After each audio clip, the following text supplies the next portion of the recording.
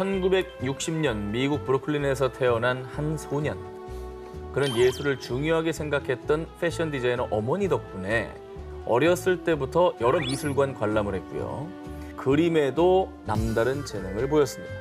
자, 그러면서 어린 소년에게는 확고한 꿈이 생겼죠. 나는 커서 꼭 스타 화가가 될 거야. 그런데 소년이 7살 무렵 부모님의 이혼으로 상처를 받아 방황. 그림에 재능이 있었으니까 교육을 잘 받았더라면 좋았을 텐데 이게 참 안타까운 거죠. 행복했던 어린 시절과는 달리 많은 것이 변해버린 삶. 하지만 거리에 반항아가 소년에게는 여전히 예술을 향한 열망이 살아있었습니다. 그는 친구와 함께 지하철과 길거리의 벽에 스프레이 낙서를 하기 시작했는데요. 재치 있는 철학적 시를 써놓거나 사회 비판적인 메시지를 담고 각종 그림을 그리는 소년. 그에겐 뉴욕 뒷골목은 무한한 도화지나 마찬가지였습니다. 그리고 소년은 뉴욕 현대미술관 앞에 앉아 그림을 그린 엽서와 티셔츠를 판매하며 생계를 유지했습니다.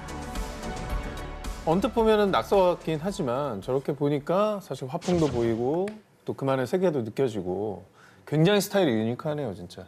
근데 저런 그림의 티셔츠는 예쁜데요? 저는 샀을 것 같아요.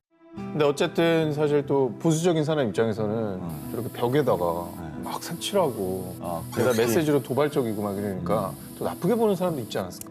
그렇습니다. 가출한 소년의 길거리 낙서라니요. 게다가 소년은 아프리카계 미국인, 편견이 가득했던 사람들은 인종차별적인 발언도 서슴지 않았습니다. 그런데 소년의 재능을 알아본 이가 있었습니다. 바로 영화 제작자 겸 큐레이터였던 디에고 포르테즈. 소년은 그의 도움으로 1981년 뉴욕 뉴웨이브 전시회에 참여하며 미술계의 유망주로 급부상했습니다. 그리고 당시 뉴욕의 예술계 큰손이었던 앤디 워홀 또한 이 소년의 천재성에 주목, 무려 150여 점이 넘는 작품을 공동으로 제작하며 지원을 아끼지 않았습니다. 오, 이 정도면 엄청 유명해지기 시작했겠는데요? 이제 앤디 월 들어가면 차원을 뛰어넘게 되는 그렇죠. 거잖아요. 요즘 우리 정 기자님이 아주 심취해 있는 그죠? 네, 그렇습니다. 그분일 것 같은데요. 저도 앤디 워홀을 찾고 있습니다. 한국의 앤디 워홀 연락 주세요. 그 소년은 바로 낙서를 예술로 승화시킨 천재 예술가, 자신만의 독창적인 작품 세계를 뽐낸 장 미셸 바스키아입니다.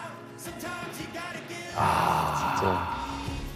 근데 진짜 참 천재죠, 천재 저분은. 네. 재능은 결국 빛이 나나 봐요, 이렇게. 배우지 않았기에 가능한 화풍 같기도 그러니까. 하고. 네. 세간의 편견을 깨고 미술적 재능을 증명한 바스키아. 안타깝게도 27세 이른 나이에 사망하고 말았는데요.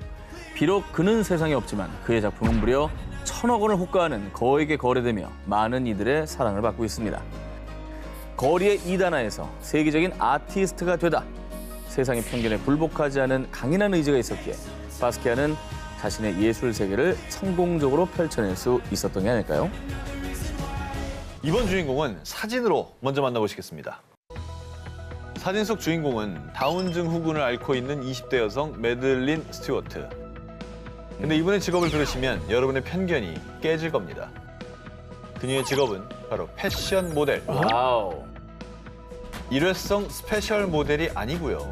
세계 최초 프로 다운증 후군 모델입니다. 그러니까 모델하면 생각나는 편견을 또 다른 차원에서 깬 분이네요. 그렇습니다. 이분은 심지어 프로예요.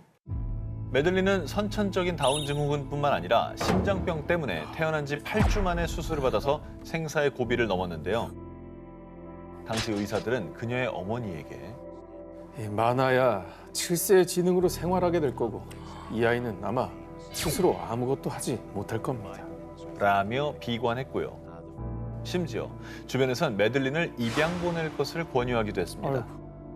그렇게 차가운 사회의 편견 속에서 살아가던 어느 날 매들린에게 운명의 순간이 찾아왔는데요. 2014년 호주에서 열린 한 패션쇼를 본 뒤 패션 모델이라는 꿈을 품게 된 겁니다. 다운증후군이면 더 힘들지 않을까요? 아니 그리고 아까 최초라고 했잖아요. 그러니까 누구 한 사람 된 적이 있으면 또 몰라. 이 사람처럼 해가지고 이렇게 해야지라는 희망이라도 품을 텐데 롤모델이 없죠. 그런 역사가 없으니까. 다운 증후군은 신진대사가 활발하지 않아서 쉽게 살이 찌기 쉬운데요. 메들린은 모델이 되기 위해 남들보다 2배로 열심히 운동하고 탄수화물은 멀리하고 식단을 조절하면서 여기에 자신만의 사랑스러운 매력이 담긴 비포 애프터 사진을 SNS에 올렸는데요. 당시 메들린의 사진은 약 일주일 만에 700만 뷰를 돌파하며 대화제. 장애의 편견을 깨고자 하는 그녀의 가능성을 본 패션 관계자들도 러브콜을 보냈는데요. 그 결과 메들린은 2015년 세계 4대 패션 위크 중 하나인 뉴욕 패션 위크에 당당히 입성. 이후 파리, 런던 패션 위크 등 굴지의 패션쇼 무대에 올랐을 뿐만 아니라 장애인이 아닌 프로 모델로서 다른 모델들과 어깨를 나란히 하며 유명 패션지 화보들을 접수했고요. 와. 그리고 패션 업계에선 패션계는 마르고 장애가 없고 큰 키를 가진 모델을 고수해왔죠. 하지만 메들린은 그 자체로 매력적이고 모델 기준에 변화를 줬어요. 라며 편견을 깬 그녀의 활약에 주목했고요. 실제로 최초의 다운 증후군 모델인 메들린의 등장 이후 다른 장애인 모델들이 패션계에서 활약하고 있습니다. 장애를 가진 이들을 바라보는 시각에 변화를 줄 수 있어 행복하다는 그녀. 세상에서 가장 아름다운 모델의 런웨이는 앞으로도 계속될 겁니다. 2021년 브라질 미나스제라이스주의 한 극장에서 열린 발레 공연. 예술을 그리는 천사의 춤. 발레계의 센세이션을 일으킨 소녀. 특히 한 10대 발레리나에게 세간의 찬사와 함께 관객들의 큰 박수가 쏟아졌습니다. 10대인데 아주 엄청난 실력파인가 보네요. SNS에도 큰 화제를 모으며 미디어의 스포트라이트를 받은 발레리나의 무대 영상으로 먼저 만나보시죠.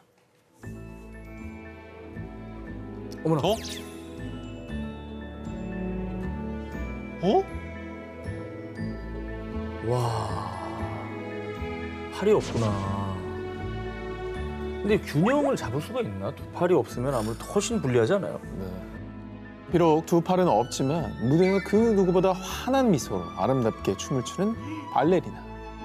올해 17살인 비토리아 부에노인데요. 사실 이 부에노는 선천적으로 두 팔이 없는 장애를 가지고 태어났습니다. 사고도 아니고 선천적으로. 근데 처음에 발레를 시작한다고 했을 때 주변에서 다 말렸을 것 같은데.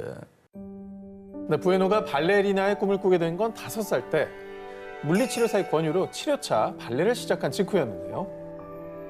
엄마, 나 발레가 너무 좋아요. 나중에 멋진 발레리나가 될 거예요. 하지만 그런 부에노를 본 당시 마을 사람들은요. 아유 세상에. 아유 팔도 없는 애가 무슨 발레를 한대. 아직 애라 그런지 세상 물정을 너무 모르네. 이 두 팔이 없는 부에노를 보며 수군거렸고요. 부에노는 장애가 있다는 이유로 사람들의 구경거리가 됐습니다. 게다가 두 팔이 없는 부에노가 온몸으로 춤을 추는 발레리나가 되겠다는 그 꿈은 너무도 비현실적인 듯했습니다. 하지만 사람들의 편견 가득한 시선에 좌절하지 않고 반드시 발레리나의 꿈을 이루리라 다짐한 부에노. 물론 결코 쉬운 길은 아니었습니다. 보통 발레를 배울 때 봉을 잡고 기본 자세를 배우죠. 맞네. 저렇게요. 그러나 두 팔이 없는 부에노는 이 봉에도 의지할 수 없었는데요. 게다가 턴이나 점프 동작도 팔이 없으니 오로지 두 발로만 중심을 잡기 위해 이를 악물어야 했습니다. 하지만 그런데도 불구하고 넌 팔이 없으니까 안무를 제대로 할 수 없잖아. 이쯤에서 그만 포기하지 그래? 여전히 많은 사람이 부에노는 팔이 없기 때문에 절대 발레리나가 될 수 없을 거라 여겼는데요. 그런 세간의 편견에 굴하지 않고 남들보다 2배, 3배 더 많이 피나는 연습을 한 부에노. 그리고 그 결과 비록 팔은 없지만 부에노는 몸짓, 발끝, 표정으로 아름답게 동작을 표현하게 된 겁니다. 그리고 이제는 한 아카데미 소속 발레리나로서 당당히 무대에 오르는 부에노. 제게 팔이 없다는 사실은 작은 디테일일 뿐이에요. 제가 춤을 추면 관객들은 팔이 없다는 사실을 금세 잊어버리거든요.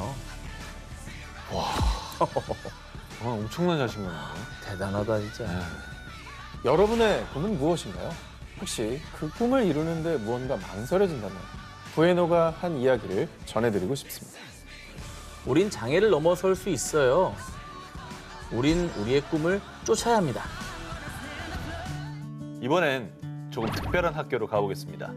이 중학교에서는요, 학생들이 직접 나서서 선생님을 도와서 학습지를 나눠주거나 선생님 대신 칠판에 글씨를 적기도 하고요. 복도에서 선생님을 마주치면 큰 목소리로 자신의 이름을 외칩니다. 그 이유, 바로 시각장애인 국어교사 강신혜 씨가 있기 때문입니다. 그러니까 본인 또 일상생활 얼마나 불편하실 텐데 이걸 넘어서서 아이들을 가르치시는 거잖아요. 그렇죠. 대단하시다. 국어잖아 또 그리고. 뭐 써온 글을 봐야 될 텐데. 선천적 시각장애로 늘 어둠 속에서 살아왔지만 강신혜 선생님은 학생들 한 명 한 명을 모두 기억합니다.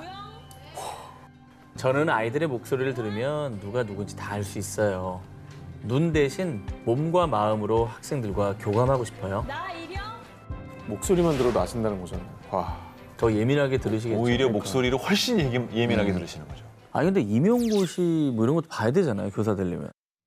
강신혜 선생님은 어린 시절 자신이 설명한 내용을 친구들이 이해하는 모습에 행복을 느꼈고 그렇게 국어 교사의 꿈을 품게 됐다고 합니다. 감동적이다. 그렇게 고등학교 시절 내내 1등을 하고 대학에 합격했지만 교사가 되기까지 수많은 역경이 있었는데요.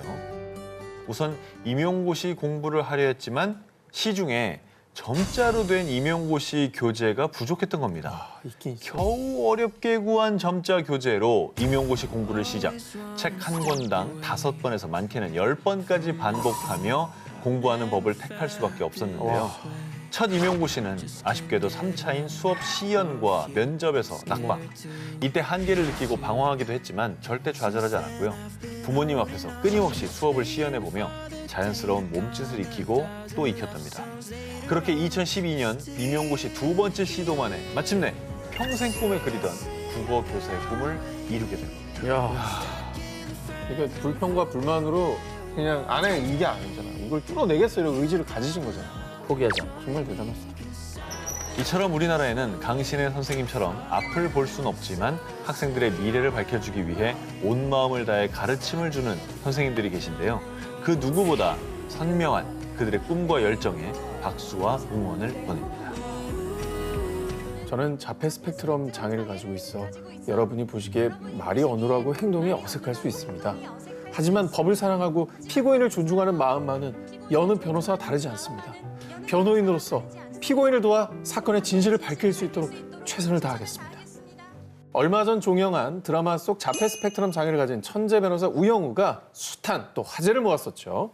그 우리 사회에서 이제 장애라는 화두를 갖고 여러 생각을 하게 되는 또 포인트가 있었던 네, 드라마예요. 근데 뭐 이것도 편견이긴 한데 과연 저 장애를 가지고 있으면서 저렇게 변호사 활동을 할 수 있을까? 이런 궁금증을 갖기도 했고요. 네. 그런데 드라마 속 우영우와 비슷한 실존 인물이 미국에 존재합니다. 플로리다 최초 자폐를 가진 변호사 헤일리 무스입니다. 오, 진짜로 존재를 하는군요. 신뢰가 있었어요. 그러니까 비슷한 증상인 건가요? 우영우하고? 자, 헤일리는 3살 때 100피스짜리 퍼즐을 맞출 정도로 똑똑했지만 말을 하지 못했습니다. 병원 검사 결과 고기능 자폐 스펙트럼으로 판정. 여기서 고기능 자폐 스펙트럼이란 드라마 속 우영우처럼 지능은 낮지 않지만 상대방의 감정을 이해하지 못하고 교류와 소통에 어려움을 겪는 증상을 일컫는데요. 이 때문에 의사는 헤일리가 직업을 갖기조차 어려울 것이라 전망하기도 했습니다. 하지만 나는 말하고 쓰고 남들 돕는 것도 좋아하는데 근데 이거 변호사들이 하는 거 아닌가? 모두가 장애인이라 안 될 거라 생각했던 그녀가 사회의 편견을 극복하고 당당하게 2019년 플로리다 최초 자폐인 변호사로 로펌에 채용됐는데요. 이게 뭐 드라마 속 일이지 않을까 했는데 이게 진짜 현실에서도 가능한 거군요. 로펌에 네. 들어갔대잖아요. 물론 쉬운 일만 있었던 건 아니었습니다. 헤일리 역시 자폐로 인해 감각이 예민해 소음은 그녀에겐 불안 요소. 대신 남들보다 부족한 점은 그녀의 천재적인 암기력으로 극복. 수많은 사건 관련 이름, 장소, 용어들을 사진 찍듯 모조리 외우는 능력 덕분에 주로 방대한 정보를 필요로 하는 반테러 사건과 의료 소송을 해결했는데요. 그리고 헤일리는 현재 장애인법 관련 컨설팅 일을 맡고 있고요. 뿐만 아니라 작가, 예술가로도 활동. 우리는 사회에서 멀리 떨어져 있지 않습니다. 자폐인이 변호인인 게 예외가 되거나 특별해져서는 안 됩니다. 라며 여전히 사회 속에서 장애인을 향한 편견 극복을 위해 노력하고 있다고 하는데요. 편견이라는 단어만 손으로 가리면 더욱더 중요한 진실을 마주할 수 있지 않을까요? 2021년 7월 20일 인류가 달에 처음 발을 디딘 지 52년 만에 첫 민간용 우주로켓 뉴 셰퍼드가 우주여행을 마치고 무사히 귀환해 전 세계 이목이 집중됐는데요. 당시 우주여행을 추진한 제프 베이조스만큼이나 주목받는 사람이 있었습니다. 바로 이 사람. 82세의 나이로 최고령 우주여행자가 된 윌리 펑크입니다. 근데 우주에 나가려면 뭐 여러 가지 훈련도 받아야 되고 뭐 좀 쉽진 않았을 것 같은데 80대라는 나이를 극복하고 도전하셔서 오늘 주인공이 되신 건가요? 사실 그녀가 이번에 주목받게 된 이유는 무려 60년 만에 편견을 극복하고 우주여행자라는 꿈을 이뤄냈기 때문인데요. 자, 1961년 나사에선 여성들도 우주의 무중력 상태를 견딜 수 있는지를 실험하기 위해 일명 머큐리 13을 선발했습니다.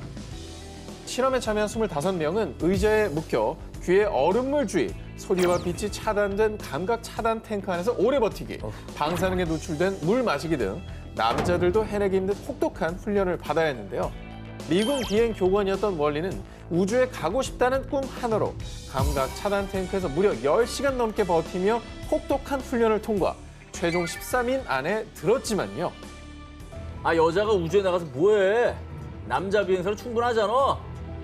이런 여자라서 안 된다는 편견 때문에 우주 비행의 꿈은 좌절. 이후에도 수차례 지원했지만 총 4번이나 여자라는 이유로 거절당했는데요. 이게 다 진짜 편견 때문 아니겠습니까? 여자는 할 수 없다. 아니 근데 사실 고문에 가까운 훈련이었다면서요. 그 힘든 거 다 이겨내고 결국은 통과를 했는데 다 물거품 된 거 아니에요? 하지만 원리는 편견 때문에 마냥 좌절하진 않았습니다. 이후 미국 연방항공청 최초 여성 검사관, 미국 국립교통안전위원회 최초 여성 항공안전조사관, 그리고 19,600시간의 비행 기록과 무려 3,000명 이상의 파일럿을 키워내는 등 평생을 항공 분야에 종사했는데요.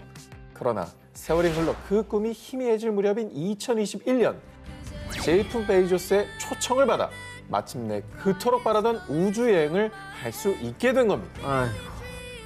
그리고 평생을 편견과 맞섰던 그녀는 저에게 여자라고 할 수 없다고 하더군요. 하지만 당신이 누군지는 중요하지 않고 마음만 먹으면 뭐든 이뤄낼 수 있습니다.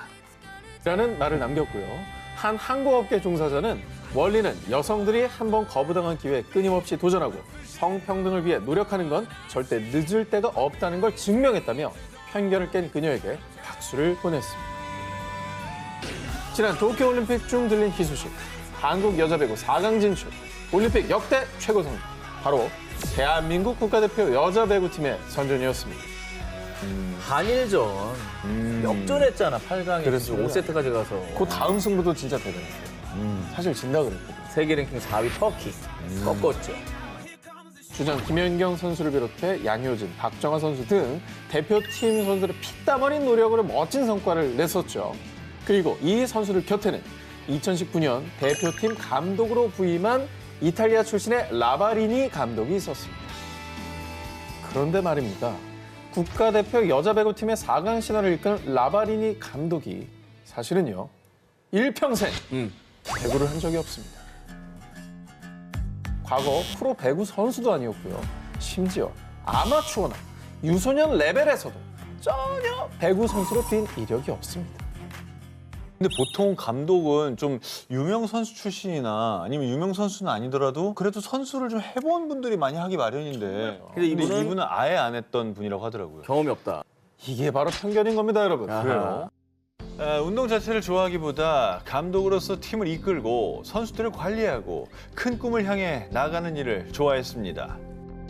선수로서 강력한 스파이크 기술을 연습하는 대신 팀을 이끄는 지도자가 되기 위해 공부했습니다. 그렇게 1995년 16살 때 고국인 이탈리아에서 유소년 배구팀의 어시스턴트 코치로 함께하게 된 라바리니. 처음에 지도자로서 크게 주목받는 포지션은 아니었습니다. 게다가 아니 코트에서 제대로 배구해본 적도 없으면서 배구를 알긴 해요? 비선수 출신이란 이유로 코치의 자격을 의심하는 이들도 있었는데요. 그런 세간의 편견을 깨기 위한 그의 선택은 전술 분석. 상대팀의 특성에 따라 어떤 전술을 쓸지 큰 그림을 그려나간 겁니다. 그렇게 이탈리아 유소년, 청소년, 프로팀까지 단계적으로 지도자의 길을 밟아가며 주목받기 시작한 라바리니 감독. 2019년에는 또다시 세간의 편견을 깨고 한국 배구 최초의 외국인 감독으로 부임했는데요. 와우. 그런데 라바리니 감독을 찾아온 위기. 올림픽 직전에 출전한 2021 발리볼 네이션스 리그에서 7연속 패배를 기록. 아이, 이에 일각에서는 라바리니 감독에 대한 불신을 표하기도 했지만 라바리니 감독은 지도자로서 선수들과 개별적으로 대화를 하며 팀워크를 재정비. 뿐만 아니라 위기의 질서가 강한 스포츠계에서 감독과 선수의 벽을 허물고 친근히 대화, 치밀한 분석력으로 팀을 이끌며 도쿄올림픽 4강 신화라는 역사를 기록했습니다. 일평생 배구를 해보지 않은 비선수 출신인 라바리니 감독. 하지만 그의 인생에서 배구가 전부였기에 그의 멋진 커리어가 빛날 수 있었던 건 아닐까요?